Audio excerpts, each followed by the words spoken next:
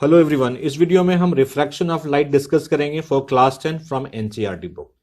अभी तक हम देखते आए कि लाइट रे जो है वो स्ट्रेट लाइन में ट्रेवल करती है, लेकिन इसको स्ट्रेट लाइन में ट्रेवल करने के लिए दो कंडीशन होते हैं। वो कंडीशन क्या है? फर्स्ट कंडीशन है same medium, means medium same होना चाहिए। या तो लाइट रे सिर्फ एयर से पास कर रही हो, या सिर्फ वाटर से पास कर रही हो, या फिर किसी और मीडियम से पास कर रही हो। अगर मीडियम सेम है तो वो स्ट्रेट लाइन में ट्रेवल करेगी। दूसरा कंडीशन ये है स्ट्रेट लाइन में ट्रेवल करने के लिए, नो ऑब्स्टेकल। लाइट रे के पाथ में कोई ऑब्स्टेकल नहीं आनी चाहिए। अगर ऑब्स्टेकल आएगी तो वो स्ट्रेट लाइन में ट्रेवल नहीं करेगी। ये तो हम जानते हैं। अब जो केस है, अब क्या करेंगे, हम लाइट रे को एक मीडियम से दूसरे मीडियम में हम पास कराएंगे। सपोज ये मीडियम 1 है, ठीक है, इसको मैं एयर मान ले रहा हूं। सपोज ये मीडियम 2 है, जिसको मैं वाटर या ग्लास कुछ भी मान रहा हूं, ठीक है। लाइट रे यहां पे स्ट्राइक हुआ, ठीक है। जैसे ही वो एक मीडियम से दूसरे मीडियम में जाएगा तो वो बेंड हो जाता है, ठीक है। ये बेंड हो गया। ये यहां पे मैं एक नॉर्मल ड्रॉ कर दे रहा हूं, ठीक है। ये नॉर्मल है 90 डिग्री। ओ, इसको मैं पी मान ले रहा हूं इस पॉइंट को, और इस पॉइंट इसको क्यू। यहां पे ओपी क्या है? Incident ray. ये क्या है? नॉर्मल। ये एंगल क्या होगा? एंगल ऑफ इंसिडेंस, ठीक है। पी क्यू है रिफ्रैक्टेड रे, और ये एंगल जो बनाएगी नॉर्मल के साथ, that is called angle of refraction. तो जब मीडियम चेंज होगा तो लाइट रे की डायरेक्शन चेंज हो जाती है, वो बैंड हो जाता है, ठीक है। तो यहां पे हमने क्या किया कि एक मीडियम लिया एयर, दूसरा मीडियम वाटर, लाइट रे स्ट्राइक हुआ और बैंड करके दूसरे मीडियम में बैंड हो गया। तो ये जो बेंडिंग का फेनोमेना है, इसी को हम लोग कहते हैं रिफ्रैक्शन ऑफ लाइट। ये तो था थ्योरेटिकल पार्ट। अब देखते हैं इसका डेफिनेशन क्या होगा। उसके पहले मैं आपको एंगल ऑफ रिफ्रैक्शन को डिफाइन कर दे रहा हूं। Angle of refraction,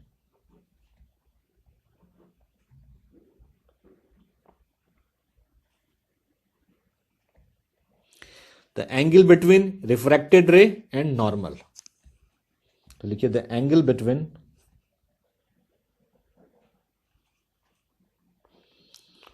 refracted ray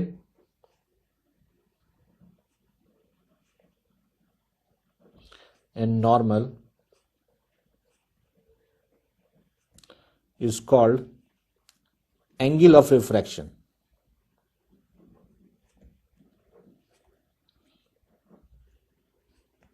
refraction. अब हम लोग देखेंगे रिफ्रैक्शन ऑफ लाइट की definition. Refraction of light definition है the bending of light when it goes from one medium to other obliquely is called refraction of light. यही है आपका refraction of light का डेफिनेशन, और ये मैंने आपको एक्सप्लेन कर दिया। अब हम लोग जानेंगे कि आखिर रिफ्लेक्शन ऑफ लाइट होता क्यों है, ये लाइट बैंड करता क्यों है। आइए देखते हैं।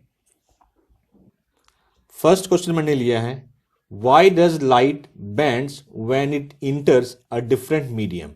लाइट बैंड क्यों करती है जब वो वन मीडियम से दूसरे मीडियम में ट्रेवल करती है।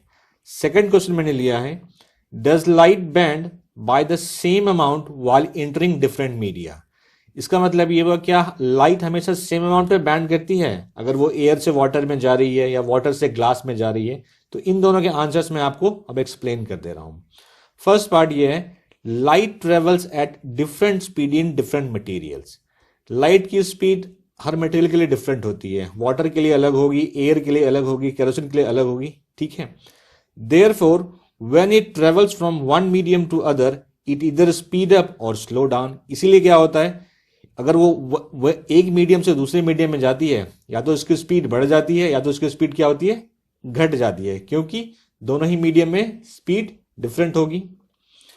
The amount by which it speed changes determines the amount by which it changes direction. उसका स्पीड जिस अमाउंट से चेंज होता है वही आपको बताता है कि कितना उसमें डिफ्लेक्शन होगा, कितना वो बैंड करेगा या फिर अवे जाएगा नॉर्मल से, ठीक है। इन दोनों क्वेश्चंस के मैंने आपको आंसर्स यहां पे दे दिए। अगर इसमें कोई पार्ट नहीं समझ में आया तो वीडियो कमेंट सेक्शन में पूछिए, यू विल गेट रिप्लाई। अब हम लोग डिस्कस करेंगे रिफ्रैक्टिव इंडेक्स। अब हम लोग डिस्कस करेंगे रिफ्रैक्टिव इंडेक्स। उसके पहले कुछ पॉइंट्स हैं, पहले वो देख लेते हैं। Speed of light in vacuum, वो होती है 3 × 10⁸ speed of light in vacuum को C से डिनोट करते हैं और वो है 3 × 10⁸ और ये लाइट की मैक्स स्पीड है, मींस इससे ज़्यादा लाइट की स्पीड नहीं हो सकती है। तो इससे कंक्लूजन क्या निकला? Speed of light in vacuum is always greater than speed of light in any material medium. मतलब वैक्यूम की जो स्पीड है लाइट की वो हमेशा ज़्यादा होगी किसी भी मटेरियल मीडियम की स्पीड से। Material medium means in the sense like air, water और कैरोसिन। रिफ्रैक्टिव इंडेक्स रेशियो है speed of light in vacuum to the speed of light in medium. ये है इसका फॉर्मूला। रिफ्रैक्टिव इंडेक्स को N से denote करते हैं या म्यू से करते हैं, हम हमेशा एन ही यूज करेंगे थ्रू आउट दिस वीडियो, ठीक है। अब आते हैं इसके डेफिनेशन पे। डेफिनेशन है the ratio of the speed of light in vacuum to the speed of light in a medium is called refractive index of the medium, जो मैंने यहां पे बताया आपको। तो n इक्वल टू क्या हो गया? C/V। n क्या है? Refractive index. c क्या है? Velocity of light in, speed of light in vacuum. और v क्या है? Speed of light in medium. Refractive index of air जो होता है वो 1 होता है, आप याद रखना। रिफ्रैक्टिव इंडेक्स ऑफ एयर जो होता है वो 1 होता है। अब एक important concept, refractive index of any material medium is always greater than 1। किसी भी मटेरियल मीडियम का रिफ्रैक्टिव इंडेक्स हमेशा 1 से ज्यादा होता है। अब ये क्यों होता है वो हम यहां पे समझेंगे। मैं एज्यूम करता हूं कि हमें निकालना है रिफ्रैक्टिव इंडेक्स ऑफ वाटर, उसको मैंने NW एज्यूम कर लिया। तो NW क्या होगा रिफ्रैक्टिव इंडेक्स के डेफिनेशन से? स्पीड ऑफ लाइट और velocity of light in vacuum upon velocity of light in water, क्योंकि हम वाटर के लिए निकाल रहे हैं, ठीक है। वेलोसिटी ऑफ लाइट या speed of light in vacuum होती है 3 × 10⁸ मीटर/सेकेंड। ये दूसरा मीडियम है तो इसमें इसकी स्पीड ऑफ लाइट कम होगी, क्योंकि मैंने बताया है कि मैक्सिमम यही होती है। तो मैंने इसे मान लिया है कि ये speed of light in water जो है वो है 3 × 10⁷ मीटर/सेकेंड। अब देखिए, न्यूमरेटर बड़ा है, डिनोमिनेटर छोटा है, तो जब भी न्यूमरेटर बड़ा होगा डिनोमिनेटर छोटा होगा तो फ्रैक्शन हमेशा क्या होगा? 1 से ज्यादा आएगा। तो वही मैंने यहां पे लिखा है, numerator is greater than denominator. इस वीडियो में हम लॉज ऑफ रिफ्रैक्शन एक्सप्लेन करेंगे for class 10 from NCERT book. तो चलिए शुरू करते हैं। पहले मैं फिगर ड्रॉ कर दे रहा हूं। ये मीडियम 1 है, एयर है, ये मीडियम मैंने एज्यूम कर लिया। ये मीडियम 2 है जिसको मैं वाटर एज्यूम कर रहा हूं, ठीक है। ये इंसिडेंट रे ऑब्लिकली मैंने स्ट्राइक कराई रिफ्लेक्टिंग सरफेस पे, तो क्या होगा? ये बैंड हो जाएगा, ये बैंड हो गया। यहां पे एक नॉर्मल ड्रॉ कर लीजिए,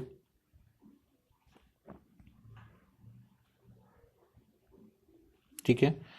ये O नाम दे रहा हूं मैं, ये P है, ये Q है, ये N है और ये N डैश है। ये एंगल क्या होगा? एंगल ऑफ इंसिडेंस, क्योंकि इंसिडेंट रे और नॉर्मल के बीच का एंगल है। ये एंगल क्या होगा? Angle of refraction. तो पहले यहाँ चीज लिख लीजिए क्या क्या है। OP यहाँ पे है इंसिडेंट रे, PQ रिफ्रैक्टेड रे,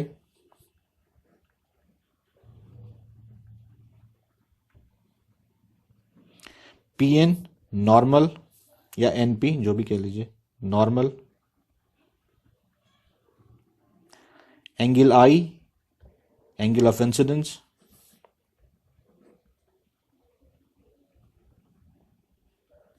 angle R angle of refraction,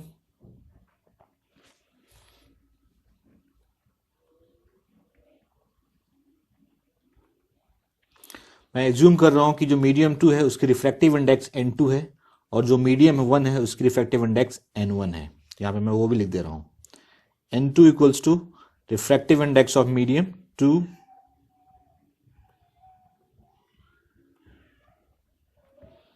of medium 2, ठीक है।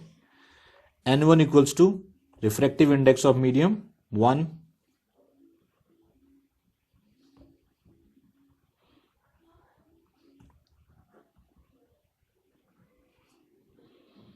Medium 1।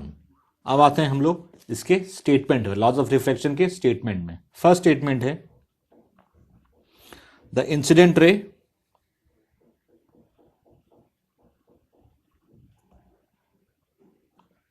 the refracted ray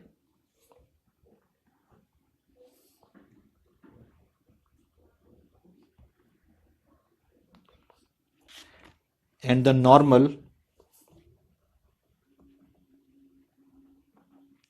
to the refracting surface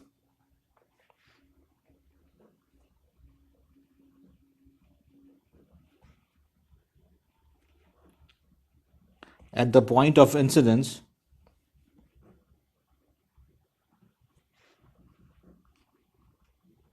all lie in same plane,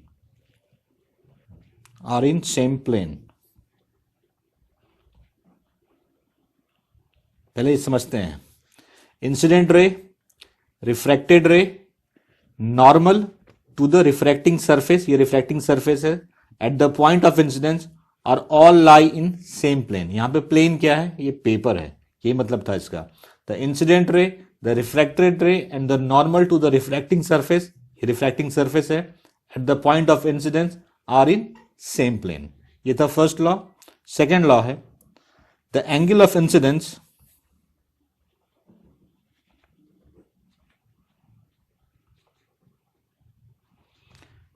and the angle of refraction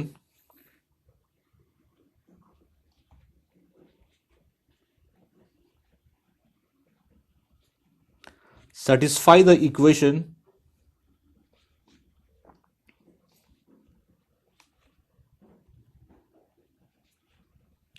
क्या है? sin I upon sin R equals to refractive index of medium 2 upon refractive index of medium 1. ठीक है. अब यहां एक चीज देखिए, इसको स्नेल्स लॉ भी कहते हैं. It is also called Snell's law. Second law को स्नेल्स लॉ कहते हैं. It is also called Snell's law. Snell's law. ठीक है. अब देखिए इस फिगर में आते हैं. ये फर्स्ट मीडियम क्या है? एयर है. और इसका रिफ्रैक्टिव इंडेक्स क्या होता है? 1. रिफ्रैक्टिव इंडेक्स ऑफ एयर, जो कि यहां पे क्या है? अभी N1 है. ये क्या है? 1, क्योंकि एयर के 1 होती है. मैं एज्यूम कर लेता हूं इसकी जो रिफ्रैक्टिव इंडेक्स है वो N2 है. Let refractive index of medium 2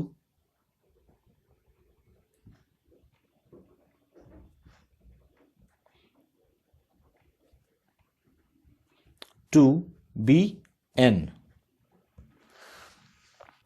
अभी हम लोगों ने पीछे देखा सेकेंड लॉ ऑफ रिफ्रैक्शन में sine i upon sine r equal टू N2 अपॉन N1. ठीक है. इसको थोड़ा मैं और एक स्टेप करता हूं. मैंने एज्यूम किया रिफ्रैक्टिव इंडेक्स ऑफ मीडियम 2 क्या है? N है. और रिफ्रैक्टिव इंडेक्स ऑफ मीडियम 1, क्योंकि ये एयर है तो ये क्या हो गया? 1. तो फाइनल हमारा स्टेट इक्वेशन क्या हुआ? Sine i upon sine r equals to N. ये सिर्फ तभी होगा जब फर्स्ट मीडियम आपका एयर होगा. ठीक है. तब sine i, sine of angle of incidence upon sine of angle of refraction will be equal to refractive index of medium 2. लेकिन उसके लिए क्या होना चाहिए? मीडियम 1 हमेशा आपका एयर होना चाहिए. ठीक है. अब हम sine i upon sine r को, sine i upon sine r N2 upon N1, इसको यूज करेंगे और एक फॉर्मूला और डिराइव करेंगे. ठीक है. ये जो रेशियो है N2 अपॉन N1 का है, इसका एक और भी नाम है. नाम क्या है? Refractive index of medium 2 with respect to medium 1. तो यहां पे लिखिए the ratio of N2 upon N1 is also called refractive index of medium 2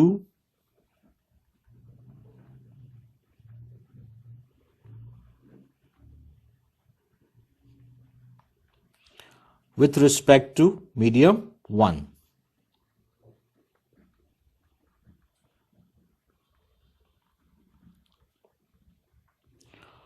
और इसको रिप्रेजेंट कैसे करते हैं? इट इज डिनोटेड बाय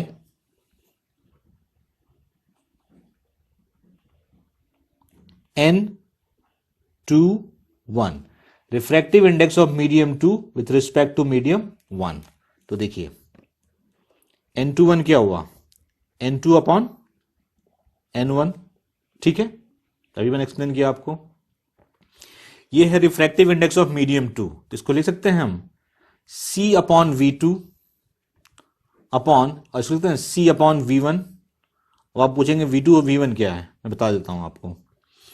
मैं एज्यूम कर लेता हूं, late V2 and V1 be speed of light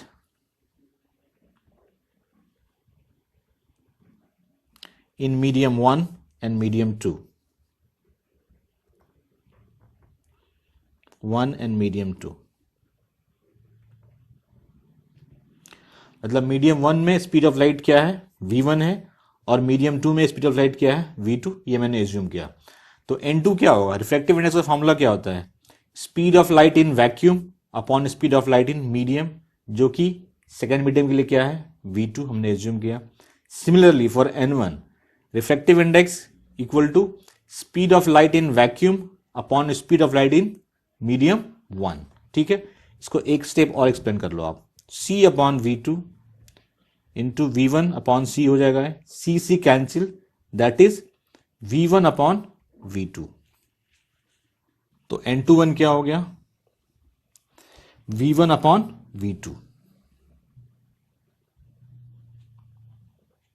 ठीक है। Similarly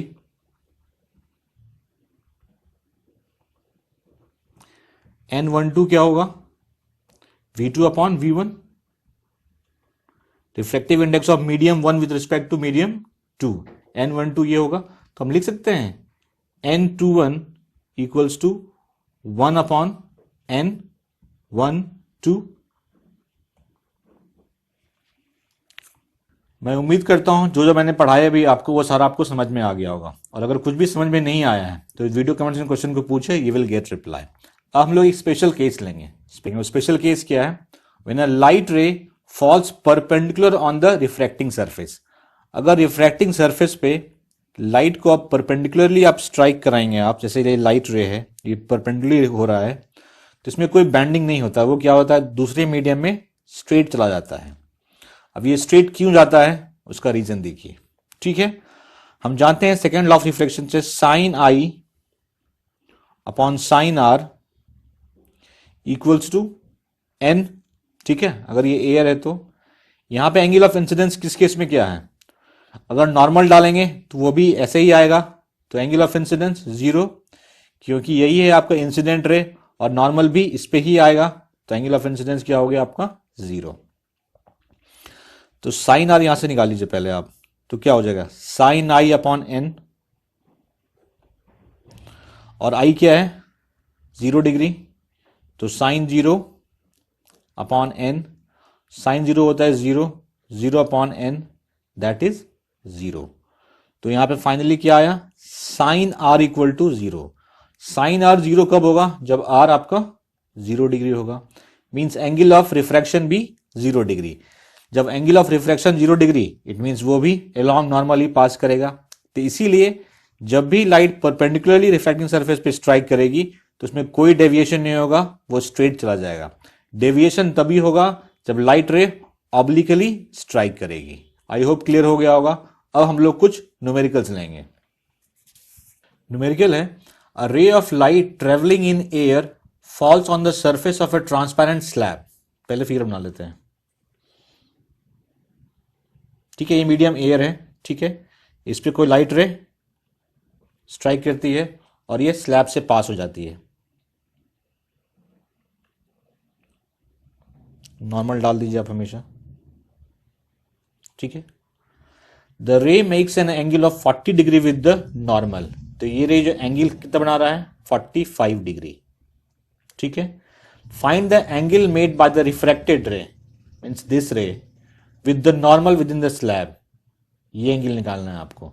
refractive index of slab given है √2, मतलब इस मीडियम का रिफ्रैक्टिव इंडेक्स गिवन है आपको √2, एन गिवन है √2। यहां पे एंगल ऑफ इंसिडेंस क्या गिवन है 45 डिग्री। कैलकुलेट क्या करना है हमें, एंगल ऑफ रिफ्रैक्शन, ठीक है। रिफ्रैक्टिव इंडेक्स गिवन है आपको √2, ठीक है। From second law of refraction, sine i upon sine r equals to n sine i, sine 45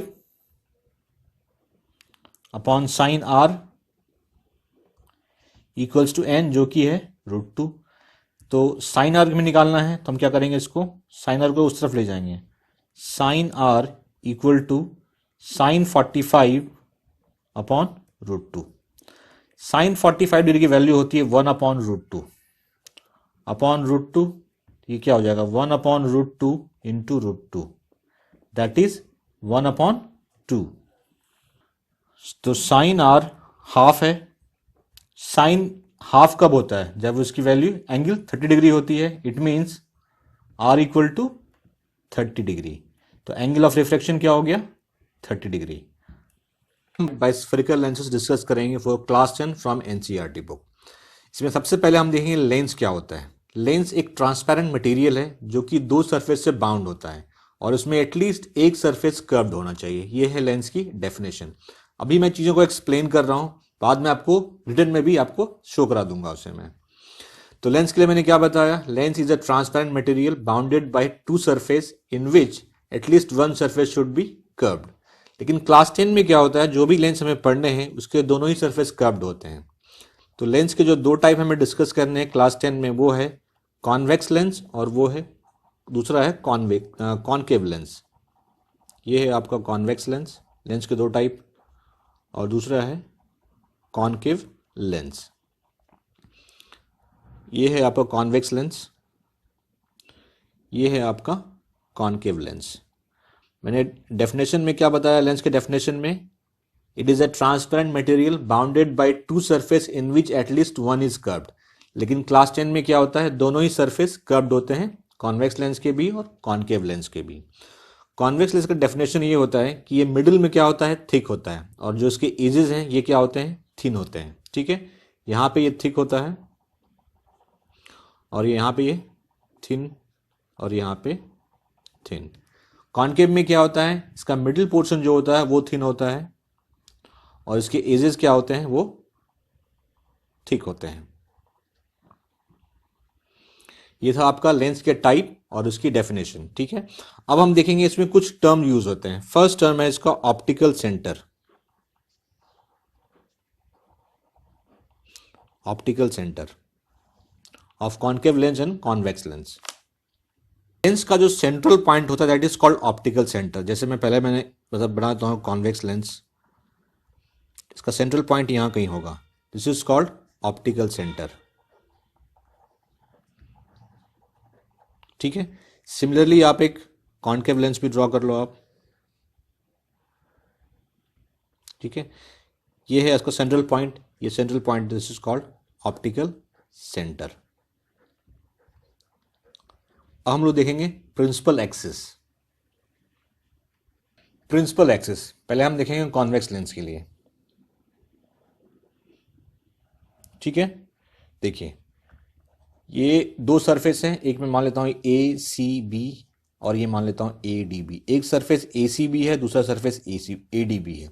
तो ए सी बी जो है वो किसी स्फेयर का पार्ट होगा, ऐसे बना होगा स्फेयर। ठीक है, तो उसका एक सेंटर ऑफ कर्वेचर होगा, तो यहाँ पे कहीं होगा, इसको मैं मान लेता हूं मैं C2।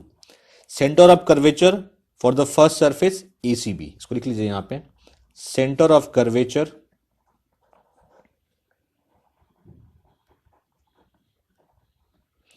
of first surface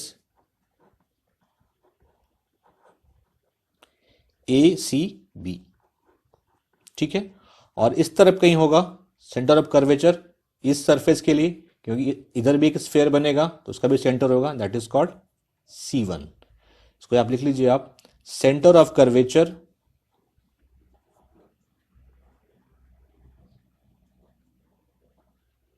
of second surface ADB।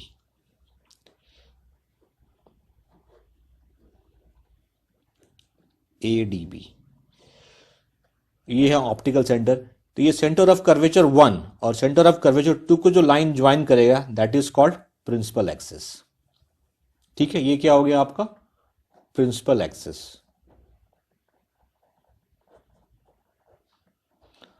अब सिमिलरली हम देखेंगे कॉनकेव लेंस के केस में।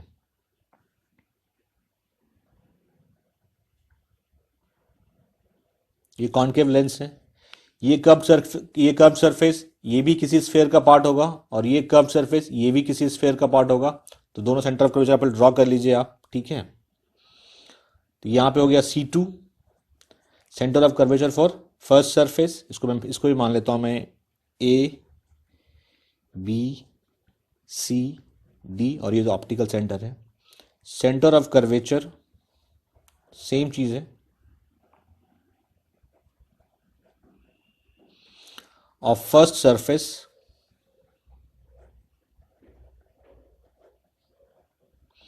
ACB, ठीक है।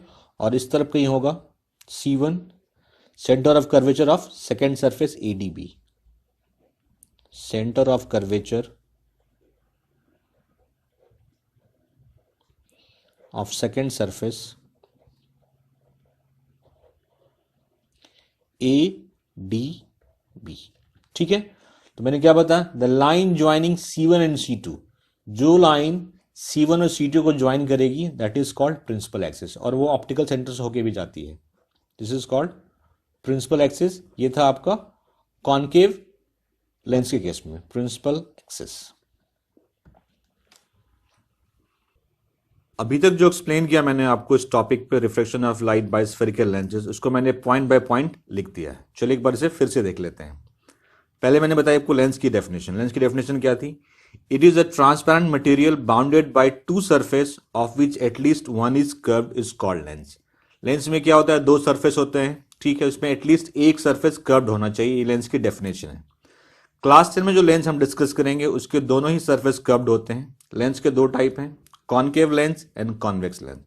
कॉनकेव लेंस की डेफिनेशन है, और concave lens is a thin in the middle but thicker at the edges. Middle में ये थिन है लेकिन एजेस पे क्या है, ये थिकर है, मोटा है। कॉन्वेक्स लेंस, इसकी डेफिनेशन है, a convex lens is thick at the centre but thinner at the edges. यहां पे सेंटर पे क्या है, ये थिक है, और एजेस पे क्या है, ये थिन है। अब हम लोग देखेंगे थिन लेंस टर्म, कौन कौन से टर्म इसमें यूज होते हैं।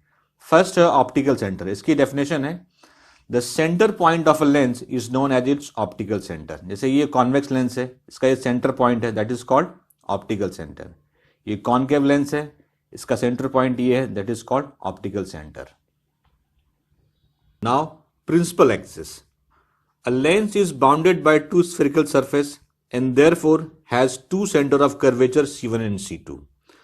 लेंस में दो बाउंडेड सरफेस होते हैं तो ऑब्वियसली उसको दो सेंटर ऑफ कर्वेचर भी होंगे, ठीक है। The line joining C1 and C2 is called the principal axis of the lens. जैसे ये कॉन्वेक्स लेंस है, ठीक है, एक बाउंडेड सरफेस इसका आपका ACB है, तो ये भी किसी स्फेयर का पार्ट होगा, और जिस स्फेयर का पार्ट होगा उसका जो सेंटर ऑफ कर्वेचर है इधर होगा C2। तो मैंने यहाँ पे लिख रखा है centre of curvature of first surface ACB। ये भी, ये जो सेकेंड बाउंडेड सरफेस है ये भी किसी स्फेयर का पार्ट होगा, उस स्फेयर का सेंटर जो होगा that will be called centre of curvature 1। Centre of curvature of second surface ADB, और ये जो सेंटर ऑफ कर्वेचर 1 है और सेंटर ऑफ कर्वेचर 2 है, इसको जो लाइन ज्वाइन करेगी that is called principal axis. Same definition है आपका कॉनकेव लेंस के भी केस में, उसको मैंने एक्चुअली यहाँ पे लिखा नहीं है, उसको मैंने आपको एक्सप्लेन कर दिया था वहां पे। Now coming to principal focus and focal length of a convex lens. सबसे पहले समझ लीजिए आप, कॉन्वेक्स लेंस कॉनकेव लेंस दोनों को ही दो फोकस होते हैं, सेकेंडरी फोकस और प्रिंसिपल फोकस। अभी मैं सिर्फ आपको सेकेंडरी फोकस के बारे में बता रहा हूं, फिर मैं आपको प्राइमरी फोकस के बारे में बताऊंगा। If a beam of light is incident parallel to the principal axis of a convex lens, it converges to a point F2 on the principal axis on the other side of the lens. अब देखिए, ये beam of light है जो कि principal axis के parallel जा रही है, और आफ्टर ट्रांसमिशन ये एक पॉइंट पे कन्वर्ज हो रही है, और ये पॉइंट जो है इसी को कहते हैं हम लोग सेकेंड प्रिंसिपल एक्सिस, या फिर सिंपली कहते हैं फोकस। और ये डिस्टेंस जो होगा ऑप्टिकल सेंटर से यहां तक, this will be called focal length. Second principal focus और simply focus, second principal focus ही न्यूमेरिकल में यूज होता है और इसको हम लोग सिंपली फोकस भी कहते हैं। अब आते हैं प्राइमरी फोकस पे। Now first principal focus of convex lens. अब देखिए, in above figure, in this figure, a point object is capped eight the point F1। यहां पे एक पॉइंट ऑब्जेक्ट रखा गया है, ठीक है, on the principal axis of a convex lens, such that the ray starting from F1 become parallel to the principal axis. यहां से जो रे स्टार्ट हो रही है आफ्टर ट्रांसमिशन क्या हो रही है, वो पैरेलल हो जा रही है प्रिंसिपल एक्सिस के। ये है आपका प्रिंसिपल एक्सिस, पैरेलल होगी। तो ये पॉइंट जो है इसे हम लोग कहते हैं फर्स्ट प्रिंसिपल फोकस। अभी जो मैंने इसके पहले पढ़ा वो क्या था, सेकंड प्रिंसिपल फोकस। एक चीज ध्यान रखिए, कॉन्वेक्स लेंस में फर्स्ट प्रिंसिपल फोकस कब किधर होता है, left side of the lens, और सेकेंडरी फोकस किधर होता है, right side of the lens. और ये जो डिस्टेंस होगा प्राइमरी फोकस और ऑप्टिकल सेंटर के बीच में, this will be called focal length. मैंने यहां पे लिख दिया है, for convex lens F1 is on the left and the second principal focus is on the right of the convex lens. ये था आपका principal focus for convex lens, first principal focus and secondary principal focus. अब हम लोग देखेंगे concave lens के case में, principal focus and focal length of a concave lens. Convex lens में हमने क्या देखा, जो लाइन पैरेलल आ रही होती है प्रिंसिपल एक्सिस की वो एक पॉइंट पे कन्वर्ज हो जाती है, लेकिन कॉन्केव लेंस में क्या होता है, वो चीज डाइवर्ज हो जाती है। चलिए पहले वो देख लेते हैं फिगर से। मैं यहां पे एक कॉन्केव लेंस पहले ड्रॉ कर दे रहा हूं।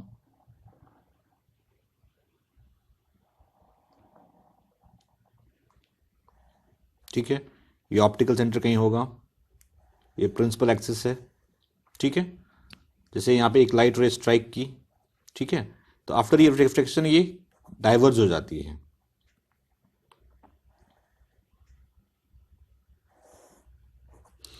तो ये इस तरफ तो कहीं मिलेगी नहीं, तो इसको हमें पीछे लाना पड़ेगा, बैकवर्ड।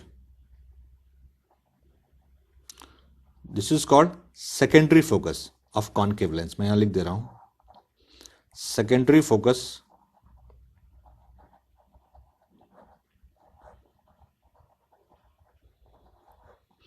Of concave lens. ठीक है, और ये डिस्टेंस जो होगा ऑप्टिकल सेंटर से डिस्टेंस, जैसे मान लेते हैं ऑप्टिकल सेंटर है, तो ये क्या होगा, फोकल लेंथ होगा। Secondary focus of concave lens की डेफिनेशन ये है, the principal focus of a concave lens is a point on its principal axis from which light ray originally parallel to the axis, parallel हमने भेजा था इसे, ठीक है, appear to diverge after passing through the concave lens.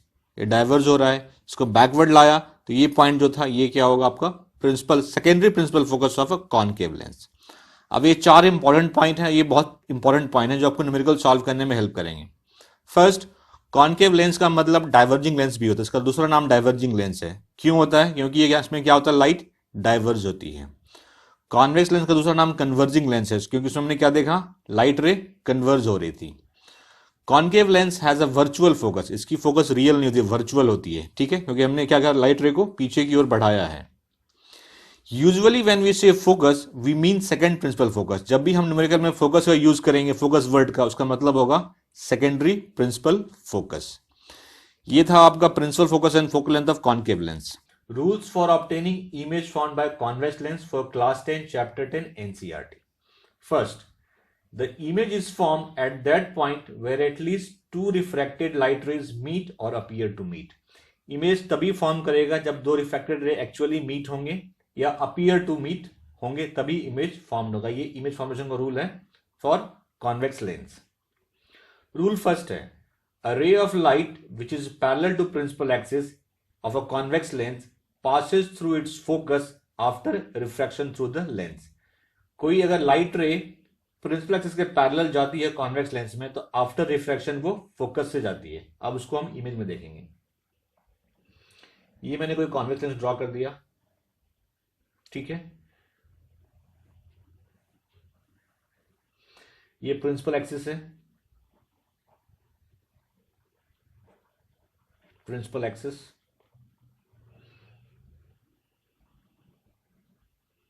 ये optical centre कहीं होगा यहां पे, उसको मान लीजिए आप एफ डैश। फोकस तो इस तरफ होगा, मैं बता चुका हूं।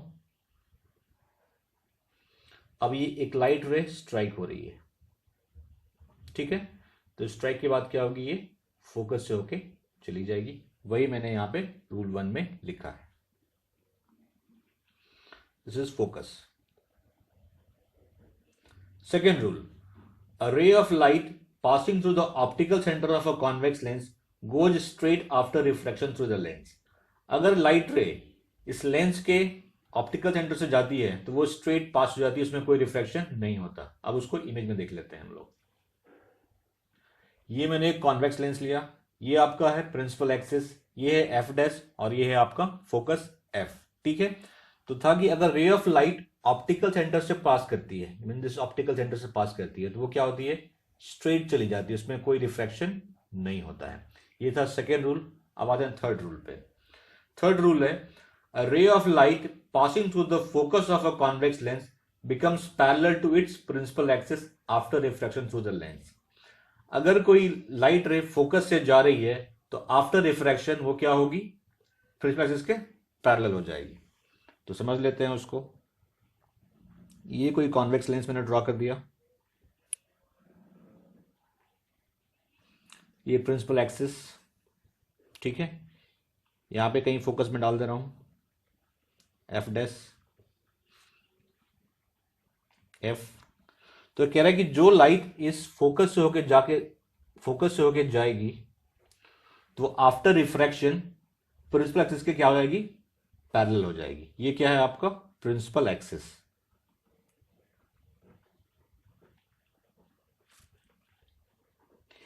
यही तीन रूल हैं image formation for convex lens. अब हम लोग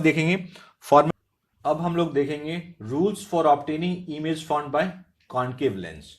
रूल फर्स्ट, रूल वन है, a ray of light which is parallel to the principal axis of a concave lens appears to be coming from focus after diffraction through the lens। इसका मतलब है, इसे मैंने concave lens ले रखा है, ये प्रिंसिपल एक्सिस है, ये ऑप्टिकल सेंटर है। कह रहा है कि कॉन्केव लेंस में अगर कोई लाइट रे प्रिंसिपल एक्सिस के पैरेलल जाती है तो आफ्टर रिफ्रैक्शन वो फोकस से आती हुई प्रतीत होती है और it appears to coming from focus. तो ये पैरेलल गया, आफ्टर रिफ्लेक्शन ऐसे चला गया, इसको आप पीछे ले आइए। तो ऐसा लग रहा है ना कि ये फोकस से आ रही है, तो वही था first ray. A ray of light which is parallel to the principal axis of a concave lens appears to be coming from focus after reflection through the lens. Rule two है, a ray of light passing through the optical centre of concave lens goes straight after passing through the lens. जैसे ये मैंने concave lens ले रखा है, ये आपका principal axis है, ये फोकस। इसमें कह रहे हैं कि अगर ऑप्टिकल सेंटर के थ्रू कोई लाइट रे पास होती है तो वो विदाउट डेविएशन पास हो जाएगी, इसमें कोई डेविएशन नहीं होगा। ये था आपका rule two. Now come to the rule three. Rule three, a ray of light going towards the focus of a concave lens becomes parallel to its principal axis. ठीक है, इसका फोकस कौन सा है, जब भी मैं फोकस बोलूं इसका मतलब है सेकेंडरी प्रिंसिपल फोकस। ठीक है, कॉन्केव लेंस का फोकस किधर होता है, सेकेंडरी प्रिंसिपल इस तरफ होता है, ये है आपका फोकस। फोकस का मतलब ही होता है सेकेंडरी प्रिंसिपल फोकस, चाहे वो कॉन्केव लेंस हो चाहे कॉन्वेक्स लेंस हो। तो कॉन्केव लेंस में इस तरफ होता है। स्टेटमेंट है, a ray of light going towards the focus, focus की तरफ एक रे को आप स्ट्राइक कराइए, ठीक है, फोकस जा रही है। ये क्या होगा, आफ्टर रिफ्रैक्शन पैरेलल हो जाएगी प्रिंसिपल एक्सिस के। तो देखिए टुवर्ड्स फोकस, एग्जैक्ट फिगर तो नहीं बन पाया, तो यही था आपका, a ray of light going towards the focus of a concave lens become parallel to its principal axis after refraction. यहां लिख सकते हैं आफ्टर रिफ्रैक्शन। यही रूल थे कॉन्केव लेंस और कॉन्वेक्स लेंस की इमेज फॉर्मेशंस के। करेंगे formation of images by convex lens. Different place पे हम ऑब्जेक्ट को रखेंगे और इमेज कहां फॉर्म्ड होगा वो देखेंगे। Case first, when the object is at infinity. अगर ऑब्जेक्ट इंफिनिटी पे है तो इमेज कहां बनेगा वो देखेंगे हम। पहले मैं डाल रहा हूं प्रिंसिपल एक्सिस, ये प्रिंसिपल एक्सिस है, ठीक है। जब ऑब्जेक्ट इंफिनिटी पे होता है तो इंसिडेंट रे जो इंसिडेंट होता है वो पैरेलल होता है, ठीक है। तो दो पैरेलल रे हम ले लेते हैं यहां पे। आफ्टर रिफ्रैक्शन ये फोकस से होके जाएगी, secondary focus, that is called F2। ये भी फोकस से होके जाएगी और ये जो लेंथ होगा from lens to F2, this is called focal length. अब देखिए फर्स्ट है पोजीशन ऑफ इमेज। इमेज कहां फॉर्म्ड हो रहा है, at F2 means focus.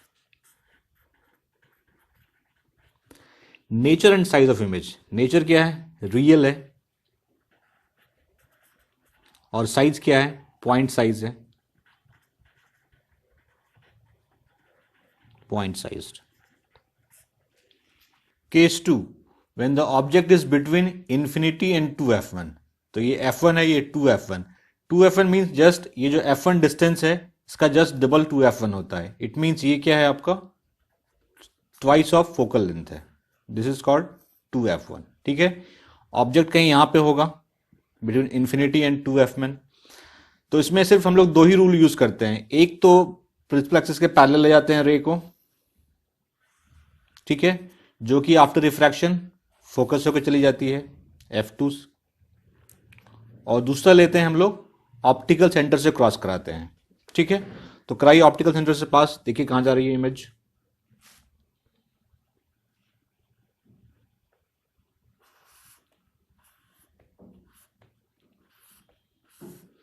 Image यहां फॉर्म्ड हो रही है।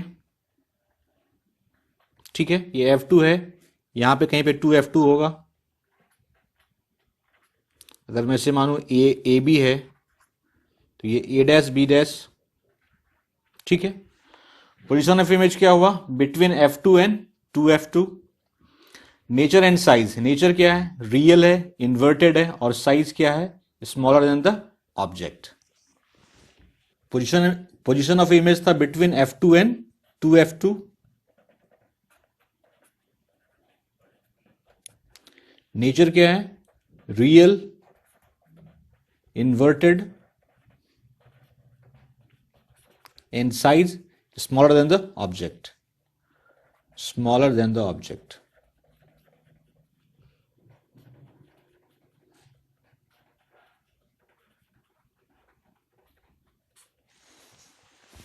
Case 3, when the object is at 2f1।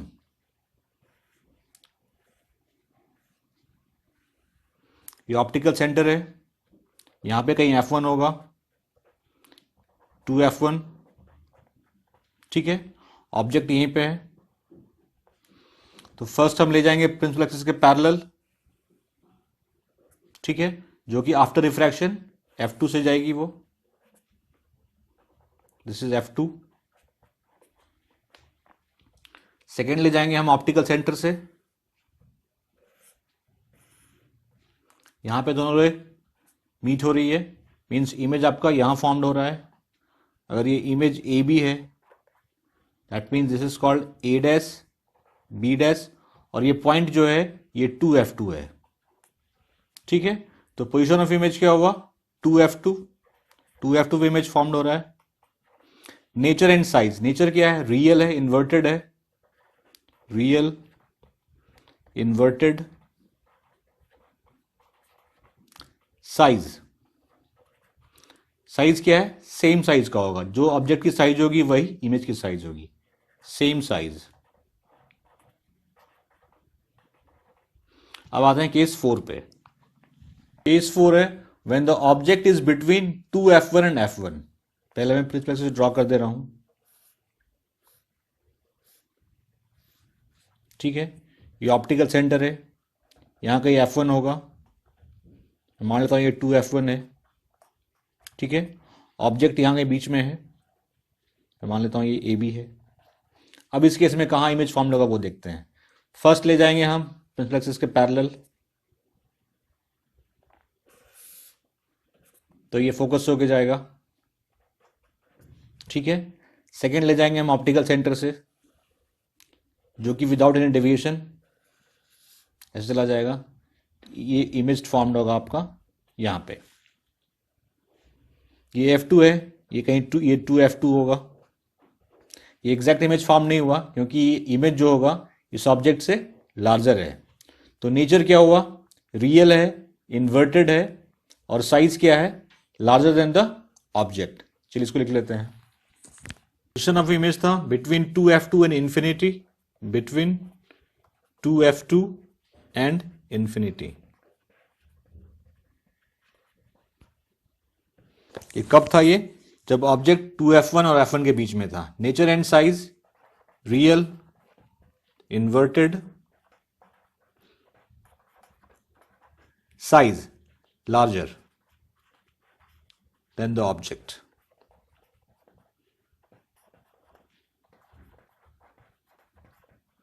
Case fifth, when the object is at F1, जब ऑब्जेक्ट F1 पे हो तो इमेज कहाँ फॉर्म्ड होगा?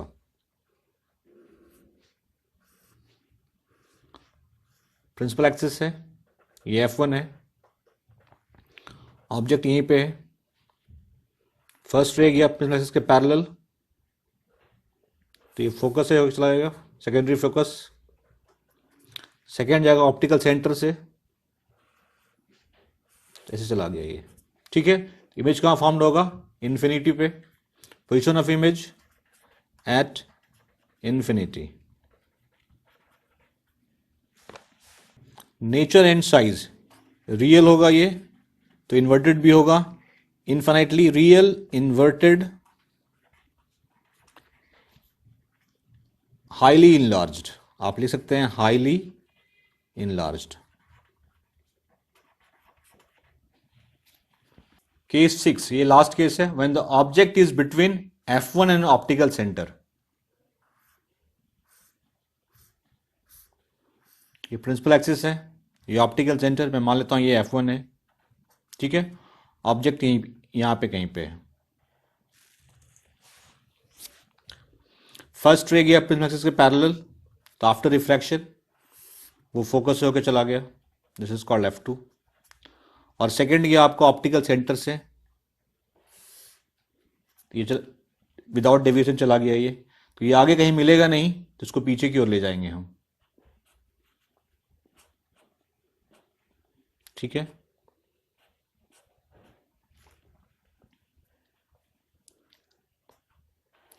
यहां इमेज बनेगा, थोड़ी सी प्रॉब्लम हो गई, F1 है तो यहां डालना पड़ेगा 2F1, क्योंकि वो बियॉन्ड 2F1 इमेज बनता है। तो ये अगर ए बी है तो ये A डैश B डैश हुआ, ठीक है। तो नेचर एंड साइज क्या है? नेचर इसका वर्चुअल है, क्योंकि हम इसको पीछे ले गए हैं, वर्चुअल है, इरेक्ट है, ऑब्जेक्ट से बड़ा है तो उसको आप लिख सकते हैं and larger. Position of image,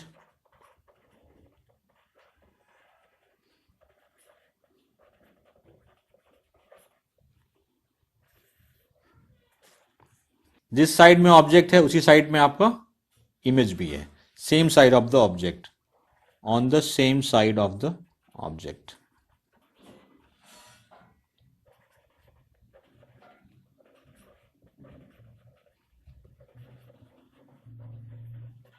ये छह केसेस थे कॉन्वेक्स लेंस के लिए, found by concave lens. First case है इसमें, when the object is at infinity, जब ऑब्जेक्ट इन्फिनिटी पे है, ये प्रिंसिपल एक्सिस है। ऑब्जेक्ट जब इन्फिनिटी पे होता है तो इंसिडेंट रे हमेशा प्रिंसिपल एक्सिस के पैरेलल आती है, तो ये पैरेलल आई, आफ्टर रिफ्रैक्शन ऐसे चली गई, ठीक है।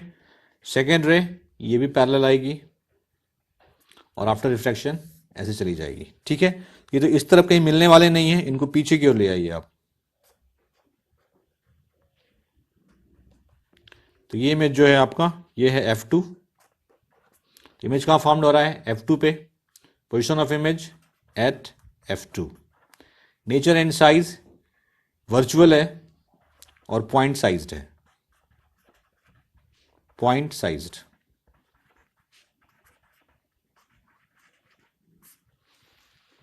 Case 2, when the object between infinity and optical centre, ये ऑप्टिकल सेंटर है, ये प्रिंसिपल एक्सिस आप मान लीजिए, ऑप्टिकल सेंटर और इन्फिनिटी के बीच में कहीं पे भी है, ठीक है। मैं मान लेता हूं कि आपका ऑब्जेक्ट जो है वो यहां पे है, ठीक है। फर्स्ट रे गई प्रिंसिपल एक्सिस के पैरेलल, तो आफ्टर रिफ्रैक्शन ऐसे चली जाएगी ये, ठीक है। सेकेंड रे ले जाएंगे हम ऑप्टिकल सेंटर से, क्योंकि यही दो रूल है, तो विदाउट डिविजन चली जाएगी ऐसे, तो कहीं नहीं मिलेगी तो इसको पीछे की ओर ले आइए आप। तो ये क्या है? F2, इमेज कहाँ फॉर्म हो रहा है? यहाँ पे, क्योंकि यहीं पे रिफ्रैक्टेड रे appear to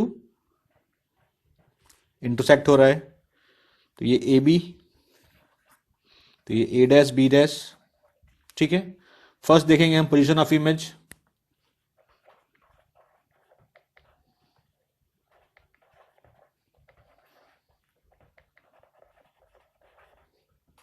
position of image है between F2 and optical centre, तो लिख लीजिए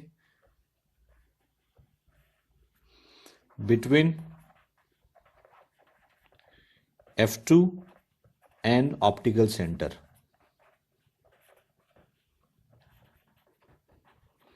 नेचर एंड साइज वर्चुअल है, इरेक्ट है और ऑब्जेक्ट से छोटा है। वर्चुअल, इरेक्ट, कॉमा है यहां पे, एंड स्मॉलर। मैंने सारे केसेस डिस्कस कर दिए, कॉन्वेक्स लेंस के लिए भी और कॉनकेव लेंस के लिए भी। आज के वीडियो में इतना ही था। और आप लोगों को वीडियो, अगर कोई लाइट रे रेक्टेंगुलर ग्लास स्लैब से पास करती है तो क्या होता है। मैं पहले एक रेक्टेंगुलर ग्लास स्लैब ड्रॉ कर दे रहा हूं यहां पे।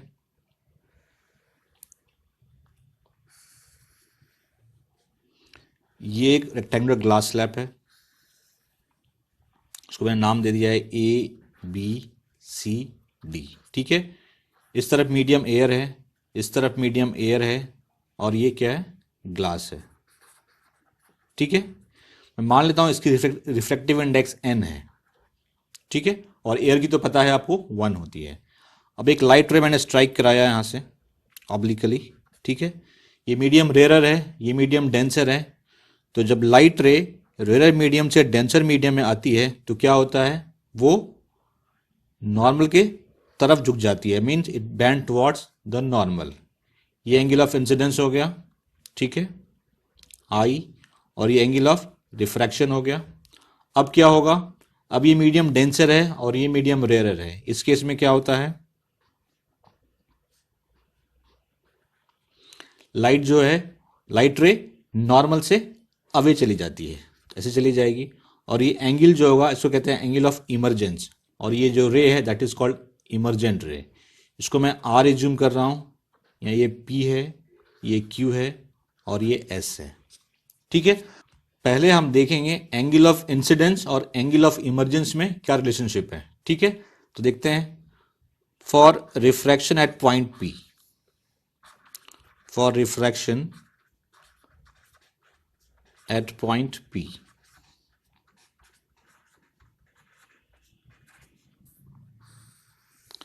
इस पॉइंट पर रिफ्रैक्शन को हम कंसीडर कर रहे हैं, ठीक है। यहां ये आरपी इंसिडेंट रे है, PQ रिफ्रैक्टेड रे है, ये एंगल ऑफ इंसिडेंस है और ये एंगल ऑफ रिफ्रैक्शन है। तो बाय स्नेल्स लॉ क्या होगा, sine i upon sine r equals to n। मैं बता चुका हूं आपको, जब फर्स्ट मीडियम एयर हो तो ये फॉर्मूला यूज हो जाता है, ठीक है। इसको यहां से अगर हमें साइन निकालना हो, साइन आई, तो क्या हो जाएगा, ये n साइन r। इसको मैं इक्वेशन फर्स्ट मान रहा हूं, ठीक है। अब निकालेंगे हम for refraction at point Q, for refraction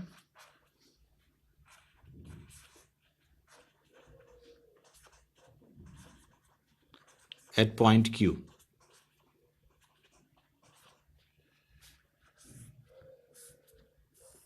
मतलब इस पॉइंट के लिए, इस पॉइंट के लिए PQ आपका इंसिडेंट रे हो गया। अगर ये एंगल आर है तो ये एंगल भी आर होगा। देखिए ये लाइन पैरेलल है, ये ट्रांसवर्सल लाइन है, तो ये एंगल और ये एंगल ऑल्टरनेट एंगल हो गए। अगर ये आर है तो ये भी आर है। तो for refraction at point Q, इस पॉइंट के लिए PQ क्या हो गया आपका, इंसिडेंट रे, और QS क्या हो गया, रिफ्रैक्टेड रे, और ये R क्या हो गया, एंगल ऑफ इंसिडेंस, और ये क्या हो गया, एंगल ऑफ रिफ्रैक्शन। तो यहां पे अगर लगाएंगे आप तो साइन एंगल ऑफ इंसिडेंस जो कि R है यहां पे, upon sine angle of refraction जो कि यहां पे एज ए इमरजेंस अपीयर हो रहा है, तो क्या होगा, N2 अपॉन N1 होता है। यहाँ पे मीडियम N2, यहाँ पे मीडियम आपका एयर है, एयर का रिफ्रैक्टिव इंडेक्स 1 होता है, तो 1 अपॉन N हो गया। यहां से हम निकालेंगे N साइन R, तो क्या हो गया, ये साइन E, इसको मैं इक्वेशन 2 मान रहा हूं। अब इक्वेशन फर्स्ट और इक्वेशन 2 को कंपेयर कीजिए। यहां पे N साइन R क्या था, साइन I, यहां पे N साइन R क्या है, साइन E। तो लिखिए फ्रॉम इक्वेशन 1 एंड इक्वेशन 2,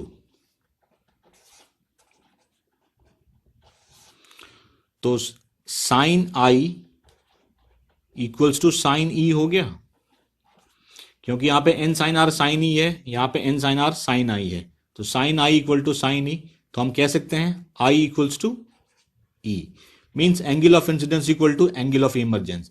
जब एंगल ऑफ इंसिडेंस और एंगल ऑफ इमरजेंस इक्वल हो गए तो ये इंसिडेंट रे पी आर और ये जो इमरजेंट रे है क्यू एस पैरेलल हो जाएंगे। ठीक है, वो मैं लिख दे रहा हूं यहाँ पे। तो मैंने यहाँ पे लिख दिया this means i equal to e है, this means that ray Q S is parallel to the ray RP, parallel to the ray RP. अगर ये स्लैब नहीं होता और ये रे स्ट्राइक होता तो कैसे पास करता? स्ट्रेट, विदाउट एनी डेविएशन, ऐसे पास करता। अभी क्या है, अब जब अगर स्लैब नहीं होता तो वो ऐसे पास करता, और स्लैब है तो ऐसे पास कर रहा है, तो क्या हुआ है, सिर्फ अंतर ये है कि ये शिफ्ट हो गया, इधर साइड वाइज शिफ्ट हो गया है। तो ये जो है आपका, इसको कहते हैं लैटरल शिफ्ट, या फिर आप उसको लैटरल डिस्प्लेसमेंट भी कह सकते हैं, लैटरल शिफ्ट। मैं इसकी डेफिनेशन आपको बता दूंगा, ये है लैटरल शिफ्ट। और ये लैटरल शिफ्ट जो होता है वो ग्लास के थिकनेस के डायरेक्टली प्रोपोर्शनल होता है, मींस जितना थिक ग्लास होगा लैटरल ये जो शिफ्ट है या डिस्प्लेसमेंट उतना ज्यादा होगा। मैं ये लिख दे रहा हूं, lateral shift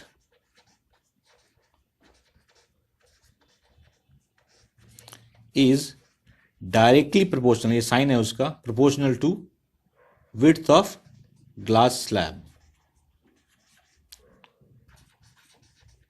glass slab. Class 10th में इससे ज़्यादा कुछ नहीं पढ़ना था इसके बारे में। अगर आप हायर क्लासेस में होते तो मैं कुछ और फॉर्मूला बताता, लेकिन इतने की ज़रूरत है आपको, वो मैंने एक्सप्लेन कर दिया।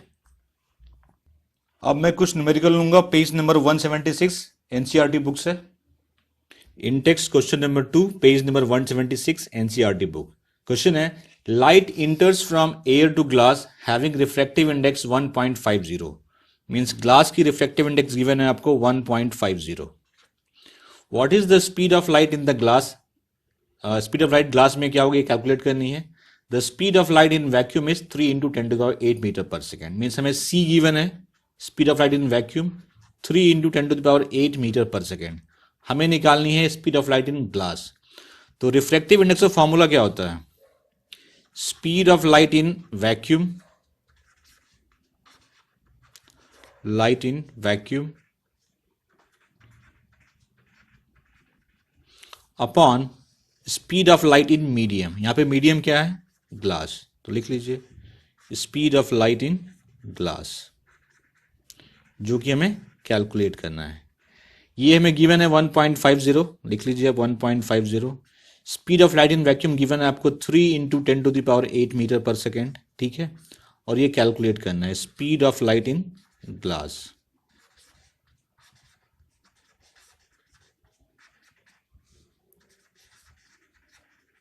ठीक है, तो यहां से देख लीजिए speed of light in glass क्या हो जाएगा, speed of light in glass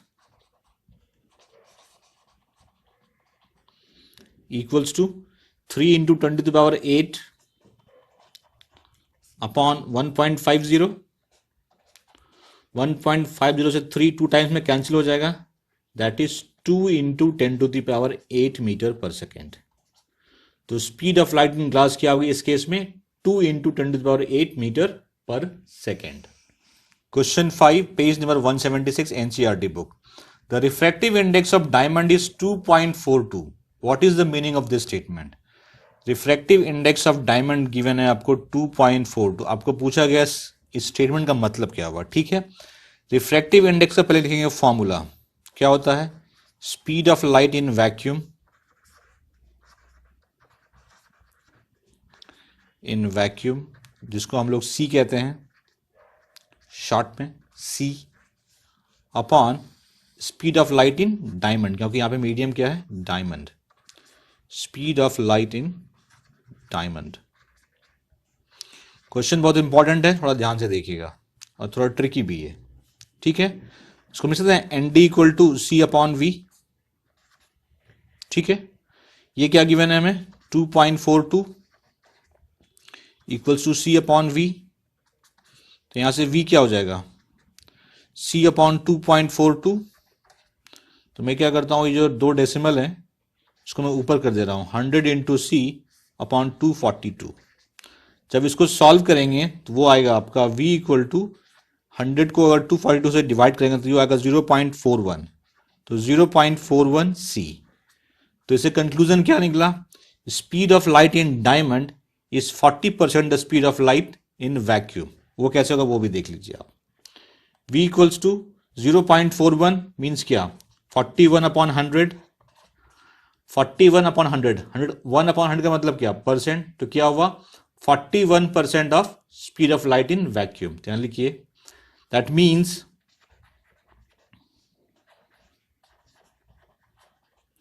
speed of light in diamond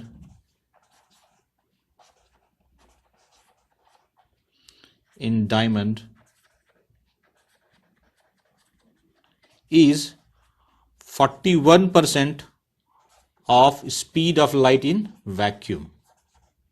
speed of light in vacuum, क्योंकि यही है speed of light in vacuum।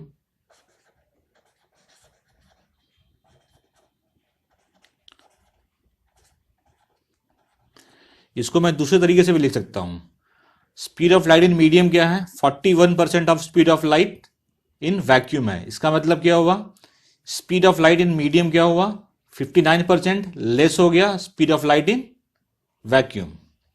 और वी में से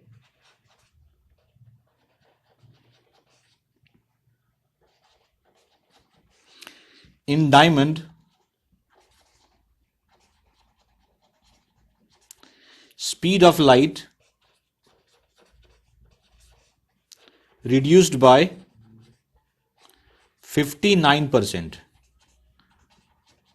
बहुत लोग पूछ सकते हैं ये 59% कहां से आ गया। अरे भाई, जब speed of light in diamond जो है वो 41% है स्पीड ऑफ वैक्यूम का, तो कितना कम हुआ, 59% ही तो कम हुआ। 100 minus 41 which will be equal to 59%। आज के वीडियो में इतना ही था। अगर